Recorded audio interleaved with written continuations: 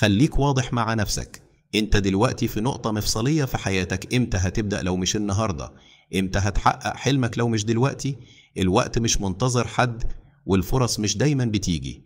الوقت هو أكبر تحدي هتواجهه في حياتك، وانت لو مش هتقرر تبدأ النهاردة هتفضل مستني فرصة مش هتيجي. لو فكرت انك مش جاهز، خليني اقولك حاجة: مفيش حد جاهز، مفيش حد عنده خطة كاملة، بس اللي عندهم عزيمة هم اللي بيبدأوا. محدش هيديك فرصة، محدش هيساعدك لو مش قررت تبدأ. الطريق صعب أكيد، التعب كتير طبيعي، لكن خلي بالك، كل خطوة بتقربك من هدفك. المثابرة مش بتكون في أول خطوة، المثابرة بتكون في كل خطوة بعد الفشل. الناس اللي هتوصل هم اللي مش بيدوروا على الطريق السهل، هم اللي بيلاقوا في الصعوبات فرصة ليتعلموا أكتر. النجاح مش مخصص للناس المميزين، النجاح للمثابرين، للمستمرين.